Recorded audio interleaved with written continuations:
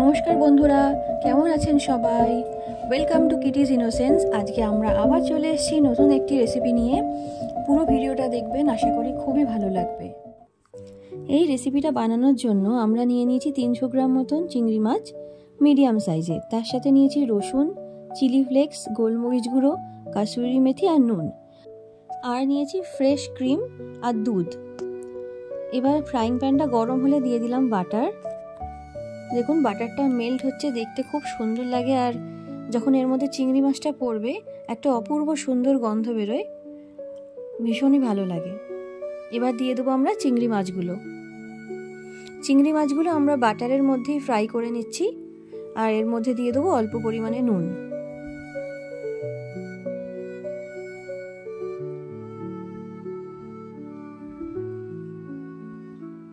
দেখুন অল্প ভাজা ভাজা হয়ে এলে এবার আমরা দিয়ে দিচ্ছি হচ্ছে রসুন কুচি দিয়ে কিছুক্ষণ ফ্রাই করে নিতে হবে। ছোটবেলায় চিংড়ি মাছ ভাজার সময় তরকারি হওয়ার আগেই কতগুলো যে চিংড়ি মাছ খেয়ে ফেলতাম তার ঠিক থাকতো না। চিংড়ি মাছটা আমাদের বেশি ফ্রাই করলে চলবে না, তাহলে আমাদের চিংড়ি মাছটা শক্ত হয়ে যাবে। এবার আমরা দুধ আর ক্রিমের মিক্সচারটা ওর মধ্যে দিয়ে দিয়েছি।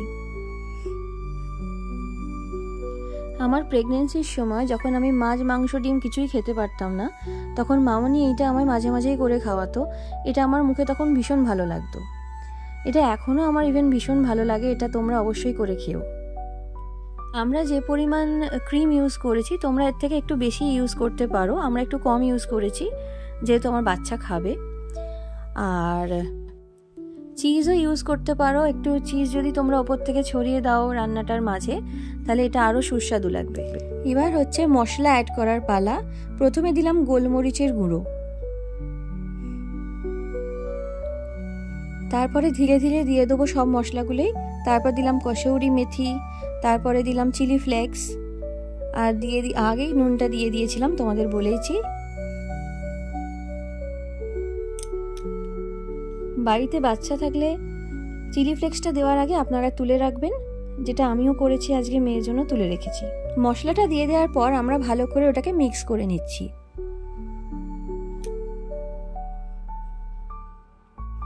রান্নাটা করার সময় বাটার আর গার্লিকটা মিশে যে গন্ধটা তৈরি হয়েছে এত অপূর্ব লাগছে বন্ধুরা। তোমরা যখন করবে তোমরা এই সেম এক্সপিরিয়েন্স করবে, আমাকে কিন্তু কমেন্টে জানিও। এবার দিয়ে দেবো একদম লাস্টে একটু লেবুর রস। আমরা হাফ লেবু ইউজ করেছি আমাদের পরিমাণ মতো, তোমরা তোমাদের পরিমাণ মতন ইউজ করবে। যদি এর থেকে বেশি চিংড়ি মাছের করো তাহলে একটু বেশি লেবু দিতে হবে, আর এই পরিমাণে করলে হাফ লেবু দেবে।